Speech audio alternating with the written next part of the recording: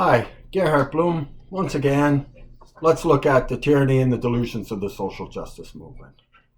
So, grooming in school, sexual grooming in school. Yes, it's a reality. Was I wrong about my characterization of the radical sex and gender ideology taught in school, otherwise known as grooming? Ideological grooming into this sexual deviancy that's becoming all-pervasive? Of course not. Queer theory is grounded in this poisonous cultural Marxist ideology.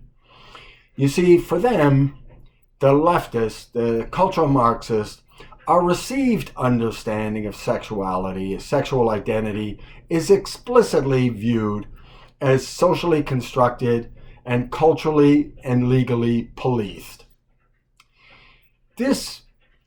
Our normative values and the law and the normal moral restraints, you see, these allegedly uphold white, heteronormative, cisgendered, patriarchal, capitalist oppression.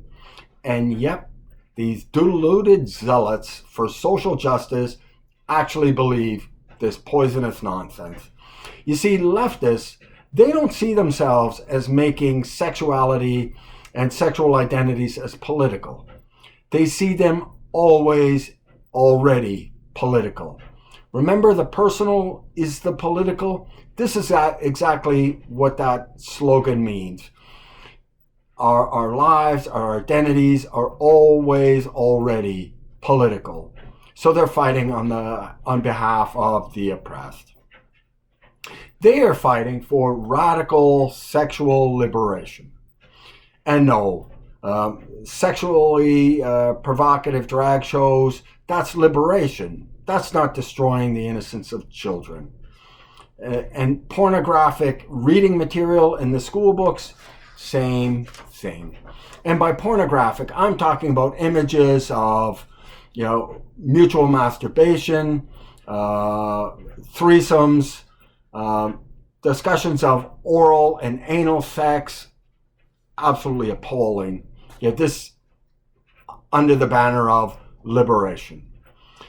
A teacher bringing in dildos, sexual lubricants, and butt plugs for a classroom discussion on sexuality with children as young as 14 years old. I mentioned this before. I think I sleep better at night not knowing what a butt plug is. I get some deluded idiot who says, well, it's pretty much self-explanatory. I figured that out myself, but I didn't want to delve into it any further. Then this guy asked me, why would I deny myself that sexual pleasure? And, I think to myself, well, other than self-respect, I can't think of a single reason why. Why I wouldn't shove some object up my ass, right? Other than self-respect, I can't think of a single reason why. And now, pedophilia. Oh no, you mustn't use that word, pedophilia, because, that's oppressive. It's stigmatizing the people who rape children. It's now called minor attracted people. This is love doctrine, don't you know? And are you against love? Well, I am, if it means raping a child. And these sexual predators, they really love children. They love to sexually exploit them. It's not love at all. And I mentioned this as, ideological grooming into this sexual ideology. But you actually have plenty of actual sexual grooming and sexual assault and rapes going on. In Chicago, the Board of Education, its Inspector General, found hundreds of allegations against teachers for adult to student sexual conduct and misconduct, sexual grooming, assaults, sexual assaults, and yes, rapes.